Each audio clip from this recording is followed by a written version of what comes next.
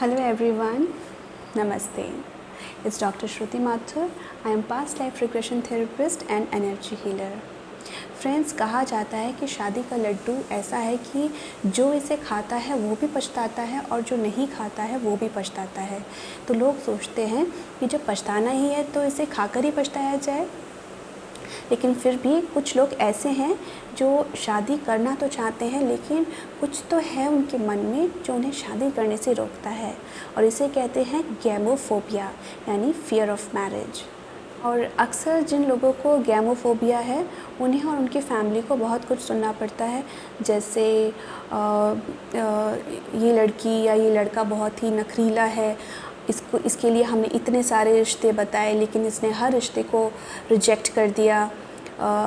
कुछ ना कुछ रीज़न निकाल करके हर रिश्ते को ये मना कर देते हैं, और इनके पास बहुत सारी चीज़ें, बहुत सारे इतनी सारी क्वालिटीज़ ये चाहते हैं कि लड़का सुंदर भी हो या लड़की सुंदर भी हो और उसकी क्वालिफ़िकेशन भी बहुत हो, और पता नहीं क्या क्या, बहुत एक लंबी लिस्ट उनकी रहती है, और कुछ ना कुछ वो सोच करके मना कर देते हैं हर रिश्ते को।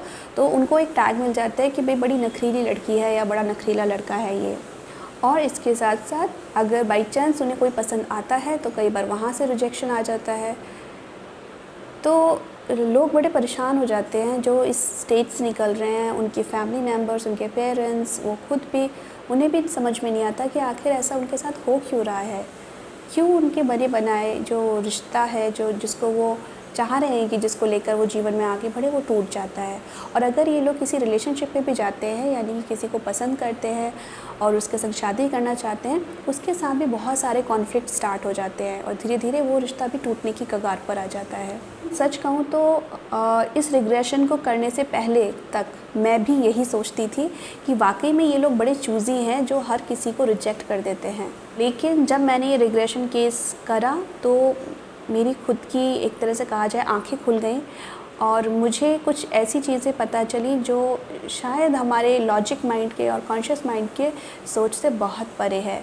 और मुझे वाकई में ये केस करने के बाद, ये रिग्रेशन सेशन करने के बाद, जैसे कहा जाए कि मैं बहुत सोच में डूब गई कि कितना हम लोग कितना जल्दी से एकदम से एक जजमेंटल हो जाते हैं, इतना जल्दी से हम कह देते हैं कि भाई ये फ़लाना फ़लाना ऐसे है, कितनी जल्दी हम कैलकुलेशंस कर लेते हैं कि इसकी वजह से ये है, बिना सोचे समझे किसी को कुछ भी बोल देते हैं। लेकिन वाकई में कुछ भी सोचने से, किसी को कुछ भी बोलने से पहले या किसी को कुछ भी कहने से पहले आई थिंक 1000 बार सोचना चाहिए कि इसके पीछे कहीं कोई पूर्वजन्म का तो कारण नहीं है। तो चलिए फ्रेंड्स, आज का वीडियो स्टार्ट करने से पहले, आज की जो केस स्टडी शुरू करने से पहले, जो कि गैमोफोबिया पर है, फ़ियर ऑफ़ मैरिज पर है, सबसे पहले मैं अपने सभी यूट्यूब फॉलोअर्स को, सभी फेसबुक फॉलोअर्स को और अपने सभी क्लाइंट्स को जिन्होंने मुझे अपने पॉजिटिव फीडबैक्स दिए हैं, जिन्हें मेरी वीडियोस पसंद आती है, आप सभी को दिल से मेरा बहुत बहुत धन्यवाद, क्योंकि आप लोग जो फीडबैक देते हैं वो पढ़ करके इतना अच्छा लगता है। और ऐसा नहीं है सिर्फ मुझे अच्छा लगता हो, मैं वो फीडबैक अपने व्हाट्सएप पे सभी को फॉरवर्ड करती हूँ और सभी को बहुत अच्छा लगता है वो फीडबैक पढ़ना। यानी कि आपका एक फीडबैक बहुत सारे लोगों को खुश करता है, खुशियाँ देता है। तो आप सभी फ्रेंड्स को, सभी लोगों को मेरा बहुत बहुत दिल से मेरा धन्यवाद। Thank you so much.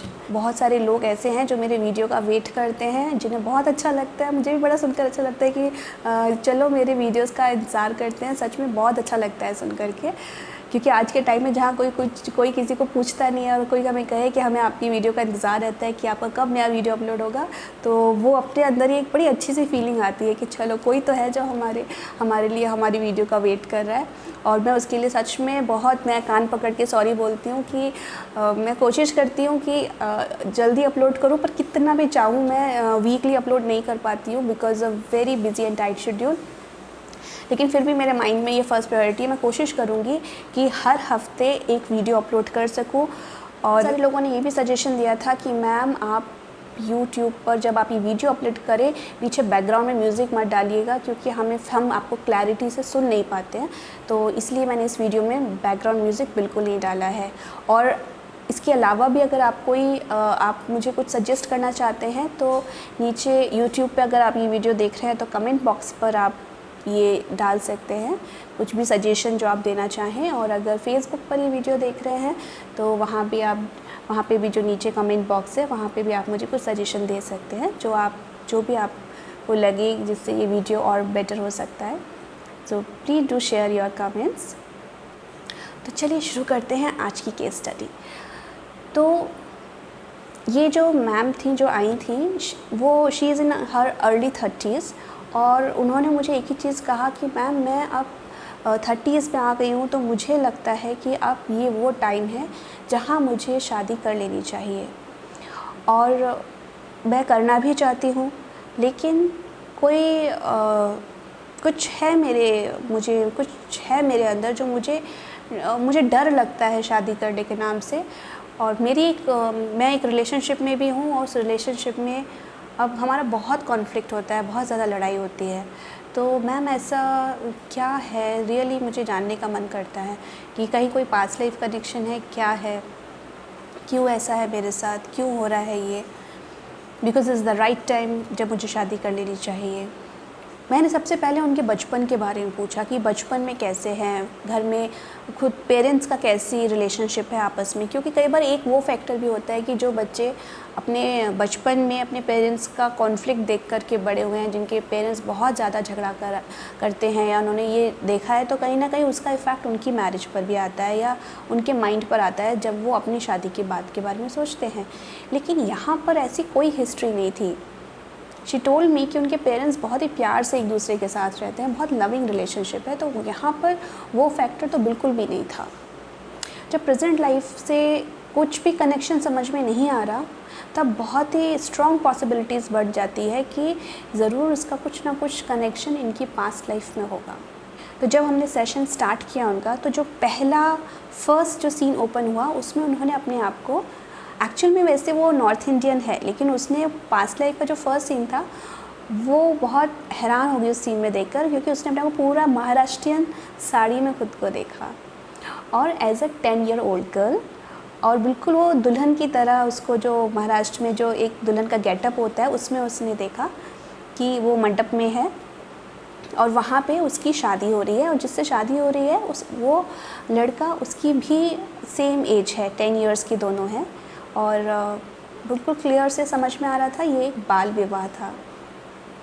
और ये टाइम काफ़ी पुराने ज़माने का था, ठीक है, मुझे याद नहीं व्हाट इज़ द ईयर, उसने काफ़ी टाइम हो गया उसका सेशन करे हुए, तो मुझे ईयर याद नहीं आ रहा, बट शायद मोस्टली कुछ 1800 समथिंग कुछ उस टाइम पीरियड का था। तो जब आगे हम नेक्स्ट सीन में हम आगे बढ़े, तो वहाँ देखा उसकी विदाई हो गई, वो अपने ससुराल चली गई।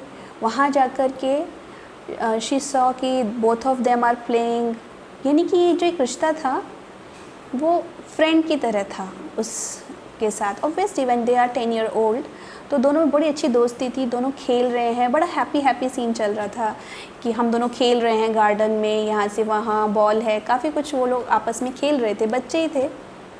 अचानक से नेक्स्ट सीन जो आया वो थोड़ा सा डिस्टर्बिंग था, क्योंकि उसमें वो लड़का गिर गया और उसके मुंह से झाग निकल रहे थे।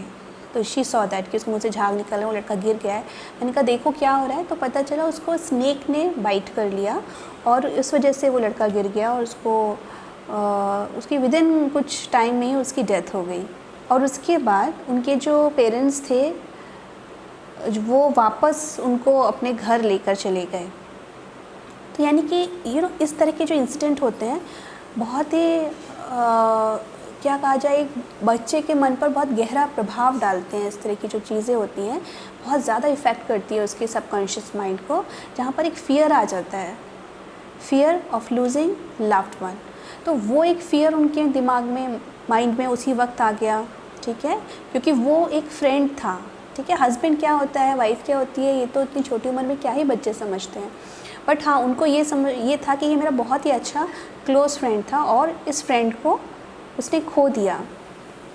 तो वो बहुत दुखी थी, उसका फ्रेंड चला गया, उसकी डेथ हो गई, फिर वो वापस अपने पेरेंट्स के साथ वापस अपने गांव आ गई। और वहाँ पर जब वो बड़ी हुई 16-17 ईयर की एज में पहुँची, तो वहाँ उनके घर के पास में एक लड़का था तो वो काफ़ी बातचीत करती थी उस लड़के के साथ और मन ही मन में उसे बहुत पसंद करती थी। तो धीरे धीरे कुछ टाइम बाद उनके पेरेंट्स को पता चल गया कि यस हाँ ये इस लड़के को पसंद करती है, वो लड़का भी पसंद करता था। वो दोनों छुप छुप के मिलते थे और शादी करना चाहते थे। पर जब पेरेंट्स को पता चला तो उसे घर बुलाया गया, उसकी बहुत डांट पड़ी। उसको ये बार बार उसे ये बताया गया कि तुम बाल विधवा हो, तुम बाल विधवा हो, तुम्हें दूसरी शादी करने की तुम्हें कोई हक नहीं है, ठीक है, तुम्हें ऐसे ही पूरा जीवन निकालना होगा और ये बहुत गलत है। तो वो क्या करती, क्योंकि बहुत पुराने ज़माने की बात थी ये, तो ऑब्वियसली आप इंसान अपने ही अंदर घुट के रह जाता है। तो वो घुट के रह गई अपने मन के अंदर और इस तरह से ये सारा सीन चला। कुछ टाइम बाद उस लड़की की जिसे वो पसंद करती थी उसकी शादी कहीं और हो जाती है। उसने बहुत क्लैरिटी से देखा ये कि किससे उसकी शादी हुई। लेकिन फिर जब शादी हो गई उसकी तो उनका आना जाना था, घर में आते थे वो लोग, उनकी फैमिली आती थी। तो उसके मन में उस लड़के के लिए एक अच्छी विशेज़ ही थी और इस तरह से उसने पूरी लाइफ, उसने आगे जब जीवन में आगे बढ़े देखा क्या हुआ, तो वो पूरा जीवन उसने एकदम अकेले निकाला। कुछ टाइम बाद पेरेंट्स भी नहीं रहे। तो जब वो अपनी ओल्ड एज में पहुंची तो वो एक ऐसा सीन था जहां उसने पूरा जीवन अपना अकेले में बिताया था। और जब उसका लास्ट वो जो सीन था, जब उसकी डेथ हो रही थी, तो उस मोमेंट वो बहुत ज़्यादा उस लड़के को मिस कर रही थी। और उस लास्ट मोमेंट में उनकी फैमिली, उस लड़के की फैमिली वहीं पर थी, आए हुए थे उसको देखने के लिए। तो वो जो लास्ट मोमेंट है ना, she was crying very badly और उसको लग रहा था कि एक ये खुशी थी शादी की जो मैं ऐसे एक्सपीरियंस नहीं कर पाई इस जीवन में। इस लड़के को इतना पसंद करती थी और उसकी शादी कहीं और हो गई। तो ये जो मिसिंग एनर्जी है, जब कोई डेथ के वक्त इस मिसिंग एनर्जी के साथ अपना शरीर छोड़ता है, तो उसके बाद ये मिसिंग एनर्जी ही उस लड़के को, उस सोल को वापस कहीं ना कहीं से उस सोल के साथ दोबारा जोड़ती है। और आज इस जीवन में यही लड़का जिसके साथ वो रिलेशनशिप में है, आज वही लड़का उसके जीवन में दोबारा है, ये सेम ही लड़का है। और इस तरह से हमने सेशन कंक्लूड किया। तो यहाँ पर हम बहुत क्लियर देख सकते हैं कि उसका फोबिया कहाँ से आ रहा है। हमारा जो माइंड है वो हर चीज़ से कनेक्शन बिठाता है, ठीक है, यानी कि हर चीज़ को कनेक्ट करता है, हर चीज़ को अपने इमोशन से कनेक्ट करता है। तो उसके सबकॉन्शियस माइंड ने उसकी जो पास्ट लाइफ की जर्नी थी, जहाँ पे ये फियर था, जहाँ मैरिज उसके लिए एक्चुअली एक ट्रॉमा ही थी, क्योंकि बचपन में शादी हुई तो हस्बैंड की डेथ हो गई, ठीक है, उसके बाद आगे और बढ़ी, किसी और से शादी करना चाहती थी तो उसको बताया गया कि वो शादी नहीं कर सकती। नहीं, ये नहीं इतना स्ट्रांगली कई बार किसी के माइंड में बिठा दिया जाता है कि वो पता नहीं आगे कितनी लाइफ को डिस्टर्ब कर सकता है। तो बड़ा ही स्ट्रांगली ये चीज़ उसको बिठाई कि नहीं, तुम ये शादी नहीं कर सकती क्योंकि तुम एक बाल विधवा हो। मैं सोच रही थी कि सच में जो पुरानी प्रथाएं हैं, जो एक सोल इन सब चीज़ों से जो सोल गुजर के आई है, उसका इम्पैक्ट कितना ज़्यादा था कि मतलब उससे फ्यूचर लाइफ भी कितनी ज़्यादा आपकी डिस्टर्ब हो रही है, आपकी थिंकिंग कितनी डिस्टर्ब हो रही है, आपकी एक्सेप्टेंस किसी चीज़ को लेकर कितनी डिस्टर्ब हो रही है। तो आज फिर से वही कंडीशन है, वही लड़का है जो पूर्व जीवन में, जो उसको अपनी टीन एज में 16-17 ईयर्स में जो उसको मिला, जिससे वो शादी करना चाहती थी, आज वही लड़का उसके जीवन में फिर से है। और कंडीशन थोड़ी सी डिफरेंट है, आज भी बहुत अपोजिशन है, क्योंकि वो लड़का दूसरी कास्ट का है, ये दूसरी कास्ट की है। पहले पूर्व जन्म में उसकी जो पास्ट लाइफ थी उसमें कंडीशंस ये थी कि सोशल नॉर्म्स के अकॉर्डिंग वो मैरिज नहीं कर सकती थी क्योंकि वो बाल विधवा थी। आज भी सोशल नॉर्म्स के अकॉर्डिंग वो शादी नहीं कर सकती क्योंकि आज ये कंडीशन है कि वो दूसरी कास्ट का है। अब ये सोल के ऊपर अभी वो क्या डिसीजन लेके आगे चल कर के, दो रास्ते हैं, या तो वो अपने अंदर वो कॉन्फिडेंस लेकर के आए और अपना डिसीजन ले कि उसे करना है इससे शादी, तो वो शादी करके देखे, समझे कि क्या लेसन मिलता है इस चीज़ से शादी करने के बाद। या फिर अगर इससे शादी नहीं भी करनी because of so many a list कि पेरेंट्स को हर्ट नहीं करना, और भी बहुत सारे रीजंस होते हैं, तो अब अगर वो इससे भी नहीं करती और किसी और से भी करती है तो उस रिलेशनशिप को दिल से एक्सेप्ट करे। इस सेशन के बाद उसे बहुत सारी चीज़ें रियलाइज़ हुई कि वो किस तरह से सबकॉन्शियसली, यानी कि सबकॉन्शियस में क्या बैठा हुआ था, शादी करना is very risky, belief system जो कि उसके लिए बहुत डैमेजिंग है। पहले तो उसको ये समझ में आ गया ये बिलीफ सिस्टम कहाँ से आ रहा है, तो वहाँ ये माइंड से वहीं ब्रेक हो गया, ये एनर्जी वहाँ से ब्रेक हो गई, ठीक है। सबकॉन्शियसली उसके एक्सेप्टेंस बढ़ा मैरिज के लिए, और इसका इफ़ेक्ट उसने अपनी लाइफ में आगे देखा। बाद में उसने मुझे रिपोर्ट किया और उसने मुझे बताया कि मैम अब मैं जिसके साथ मैं रिलेशनशिप में हूँ उसके साथ मेरे कॉन्फ्लिक्ट बहुत कम हो गए हैं। उसने जो फीडबैक दिया था वो मैं इस वीडियो के एंड में लगाऊंगी। अपनी पास्ट लाइफ की भी पूरी जर्नी देख कर के उसका माइंड काफ़ी रिलैक्स हो गया, क्योंकि उनको समझ में आया कि आखिर ये उनका बिहेवियर कहाँ से आ रहा है। और जो भी शादी के फियर थे वो पास्ट लाइफ के थे, अभी करंट लाइफ से उसका कोई कनेक्शन नहीं है। वो इस जीवन में मैरिड लाइफ को बहुत अच्छे से एंजॉय कर सकती हैं। हम पास्ट लाइफ क्यों देखते हैं?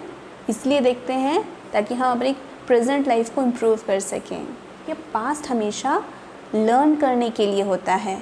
पास्ट हमेशा विजडम, यानी कि अपनी गलतियों से हमने क्या सीखा उसको अपने मन के अंदर सहेजने के लिए होता है। और हम क्या करते हैं, हम उल्टा करते हैं। हम पास्ट पेन के लिए रखते हैं कि पेन, हम उस पेन में जीते रहते हैं कि अच्छा ऐसा हुआ था, पास्ट में ऐसा हुआ था, उसने ऐसे कहा था, उसने वैसा किया था। खुलकर अपनी ज़िंदगी जिए और इस तरह से ज़िंदगी जिए कि जब ये दुनिया छोड़ने का टाइम आए, ये शरीर छोड़ने का टाइम आए, तो आप बिना किसी को मिस करे खुशी खुशी इस दुनिया से वापस एस्ट्रल रेल्म में जा सके। इन्हीं सभी मैसेज के साथ मैं उम्मीद करती हूँ आपको ये आज का एपिसोड पसंद आया होगा। Thank you so much. नमस्ते।